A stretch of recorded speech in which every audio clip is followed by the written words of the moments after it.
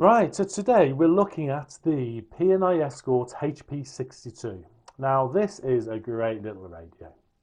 Now you're probably thinking, James, you say that with every radio that you look at. Well, yeah, okay, I probably do.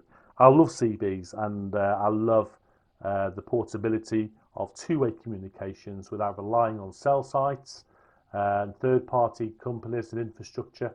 I like the fact that it's point to point and you don't need anything or anywhere else, just another radio system to go with it. So yeah, I do love them. However, I'm particularly impressed with this PNI Escort HP62. Now, one of the reasons behind that is that you're probably seen one of my previous videos where I've done tests using the HP62, which is the more modern version of this, and I've also got the, where have I got that now? I've also got the Allen. And this is a lovely radio. I love this, and this is my day-to-day go-to. Well, it's very, very similar. It's familiar in size, familiar in functions. It's a lot heavier because you've got batteries in there. You've got rechargeable AA batteries, whereas this has got its own special lithium-ion battery built in. It's nice and small, incredibly light. So I'm used to using a system like this. So I'm very happy to be able to give this a try using the car kit that comes with my particular kit that I've got. That just slides on underneath. You plug into your cigarette lighter, you plug that into the antenna, and you're up and running. Now, I've done a video already, which you'll probably be able to see very, very shortly, of the install, where I've installed this into my car using an external antenna, just a mag mount, and the radio and how well it works. You'll be very impressed, I'm sure you will. So anyway, this is what we're going to be looking at the moment. So before I go through all the features and the functions of it, we want to do a few tests. So I want to test the output power first of all. So we're using this meter. Now the power meter I'm using is connected direct to a dummy load. So it's going to give us the most accurate readout possible. We're going to be doing it on high power and low power. So first of all, to note, we are UK band. We're on high power. We know it's high power, even though it doesn't say it on the screen. And I know that because when you're on low power, it tells you so. Right, okay, so let's have a look, see where we're up to. So this is UK FM. Right, there we go. So we're looking at about 3 watts. I would say 3 watts is pretty much standard for a handheld. I'm happy with that. That's not bad at all. Now to go into low power, now this is where it gets a little bit more complicated because with other radios I have, including the Allen, you just press the one button, the high and low power button. And if we look at the 82, again, you've got the low power there. Now with this radio, you have to go through the menu system. So I've made a few notes I'm having to refer to because I can never remember the order of these things. So to change the power, we turn it off. We press the channel down button and the auto squelch, the ASQ, power it up, and there we are. And now you can just see it says low power at the top there. So we're on low power now. So let's now see what the output power is. Okay, so it's about 3/4 of a watt. Okay, so for low power on batteries, I would say that's not too bad. So bearing in mind, we're probably talking 9-volt battery pack on here instead of 12. So 3 watts high, just less than 1 watt low. Yeah, I suppose they can be forgiven for that. But it's not just down to the power. As you know, with radios, a lot of it's also down to the antennas. Now, when I've done these tests, we found we've got very good reception on receive on these. And also we've had very good reports from other stations with how well we're transmitting. So all in all, I'm quite happy with this for a radio. So let's have a look at the main features and functions of it. No, I'll tell you what, before we do that, let's have a look at it as a car kit. Okay, so as a car kit. Now, one thing you have to remember is when you're using it in the car, using these little adapters, you have to take this stock antenna off. You can't use the stock antenna as well as using the external antenna. You have to take it off because you are going to alter the tune. The SWR is going to be massively different by having these two aerials on. So let me just tidy this up because I've got it in a tangled mess. Right, I'm going to plug that into 12 volts. 12 volt supply there. Now again, for this, I'm going to be using the power meter. Now I'm not going to need the adapter because it's a straight fit into PL259, like so. Move that out of the way. So this is where we're up to. So we power it up. Now we're on low power. Okay, still FM, UK FM, low power. Let's key up and see what we get.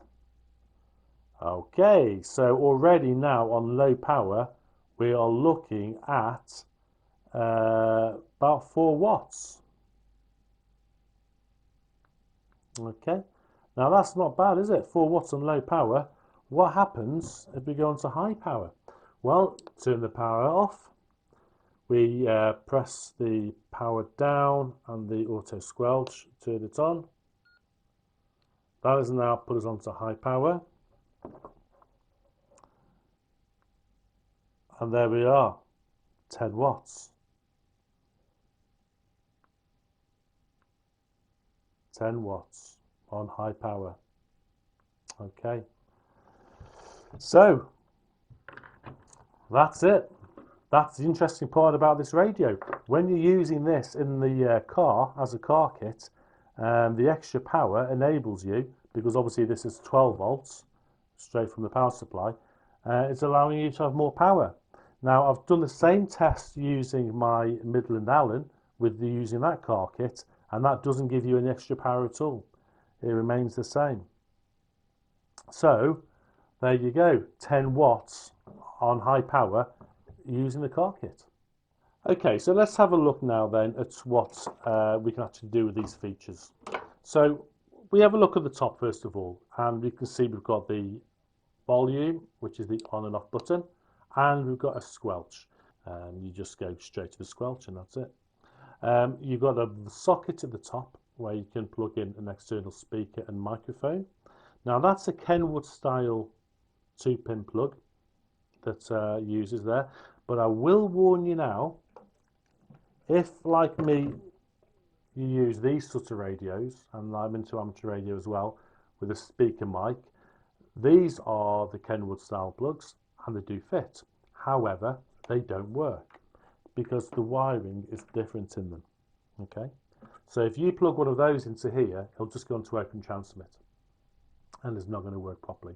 So you need to get a proper compatible speaker mic, which PNI will sell if you go onto their website, or you can have a go rewiring one yourself. It's up to you. But anyway, on the side we've got channel up, I've got channel down, and the push to talk. Now the thing I like about this is because the buttons are recessed in, so it's very, very smooth to touch. So you can slide it in and out of your pocket easier than some other similar handheld radios than this, because there's nothing there to grip and to catch your pocket. On the side we've got DW, which is dual watch, we've got SC, which is this scan, and we've got auto squelch, and also a single button there. Let me power it up. If you want to have the lights on and off. So press and hold will turn the auto squelch on and off, and then a quick short, let me turn it off. Quick short blast will turn the light on for you. Scan, self-explanatory, that will just scan through all the channels. Dual watch, I've only used this feature a couple of times. Supposing we're monitoring channel 19, and I'm potentially expecting someone to shout me on channel 14 as well. We can press the dual watch button, press the channel down to channel 14, press dual watch, and what it'll do now, it'll now scan both of those channels. And then as soon as someone comes through, or the radio picks up something on either of those channels, it'll lock onto that channel, enabling you to have a communication with them. Nice and simple. Turn that off. So the emergency button, no matter what channel you're on, you press it once, it'll go to channel 9. Press it again, it'll go to channel 19. Press it a third time, take you back to where you were. And then we've got the channel up and down on the side, but also if you want faster up and down, rather than going up a single channel at a time, it'll go up in units of 10. So up 10 and down 10. You've got the AM FM button there. We've got the lock. So if you want to lock your buttons, you can do so. Press it again to unlock. And then you've got RFG. Now the instructions don't really say much about RSG, and to be honest, when I first saw it, I wasn't really aware of what RSG was, or FG was, sorry. And then it hit me, it's RF gain. So if you want to be able to cut out loads of people who are talking on the radio and just pick up a really close signal, you can use the RF gain, go into your menus, let's turn the lights on, and you can alter the sensitivity of the radio effectively, so you can cut out long distance traffic and just pick up more closer traffic to you. So that's quite a useful feature, but I tend to, because of the power of CB, I tend to keep it turned off. Now it comes with a metal clip that clips onto the back here. I tend not to use clips because I like to just fasten it or throw this straight into a pocket. Comes with a carry strap as well that just hooks on. The stock antenna is 20 centimeters long. It's not a bad antenna, to be fair. I've had some good contacts with it. In built-up areas, you're going to want something a bit more substantial, but for a handheld, it's absolutely perfect. The receive on this is nice and clear. You will see a proper kind of demonstration of this radio over the next sort of few days. I'll be taking this out on the field and you'll be seeing it used. So you'll hear for yourself, but it's you've got a lot more tone on this than perhaps the HB82. This is a bit bassier, and also don't forget this has also got noise reduction circuitry inside, whereas this one doesn't. But it picks up really clearly, and it's a nice radio to use. Again, I'll be demonstrating this shortly in one of my videos. So for the meanwhile, that's pretty much it. The instructions don't really explain much. For example, the power. To change the power on this, which I've already shown you, you turn it off, you press the down arrow, down channel, and then press auto squelch. That will allow you to change the power. There we go on low power, do the same. But it doesn't explain that in the manual. So how would you know if you hadn't sort of researched it by looking at one of our channels? There's just nothing to show you that. To change the band, okay, you press and hold. Well, for start, UK FM, although we're allowed to use AM on the UK bands, this radio won't allow you to do AM. And you would normally just press the AF button. Sorry, you would press and hold the AF button, which would take you down to the EC channel. That's like the SEPT band. That, again, we don't have access on this radio for AM, but that's how we would use that feature. If you want to change the band to, say, like the France, you turn the power off, we press the Q up and the SC button, so the scan and the Q up, power it on, and we've got UK selected. Using the channel up and down, you can choose whatever extra band you want. So let me choose, for instance, EUEC, France. Select, we're now on the French band. Now, automatically, when you change bands, it will always go to low power. So in order, again, to go into high, you turn it off, down arrow, auto squelch, and there we are, we're on high power. So that's a bit annoying, having to go through those menus to change the band and to change the power. Saying that, realistically, how often do you need to do that? I very, very rarely have a radio on low power, especially if it's a handheld like this, I don't. If I'm using one in the car or the setup in this shack, then yeah, you need to be able to go onto low power because you don't want to be disturbing too many people. But on a handheld, do you really need to be changing the power? Also the band, how often do we change bands? Well, it's very, very rare you do. But it would be nice if you could do it a lot more simpler, like using the 82. Whereas if I want to go onto high and low power, as you can see on the top left, we're on high. Press it,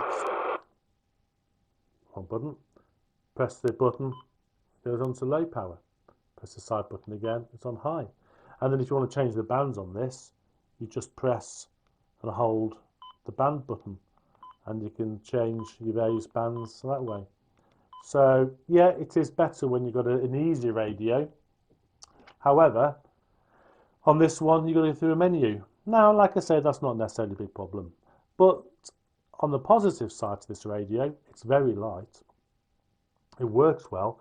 And when you've got it connected to the car kit, it gives you 10 watts in power. Now, that's not legal, so I wouldn't condone you doing it. So I'd suggest then you can turn this radio onto low power, which will then give you down to 4 watts.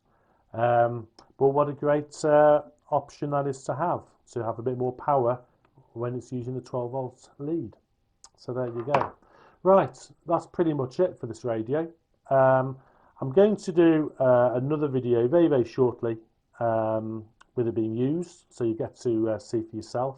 And I'll do a bit of a comparison with the HP82 as well, and you can see what you think with those. But I think you'll be pleasantly surprised. And like any day now, the car kit video will be coming out, so you'll see how well that works in the car. Right, okay, there we go. Thanks for watching, and I'll catch you in the next video.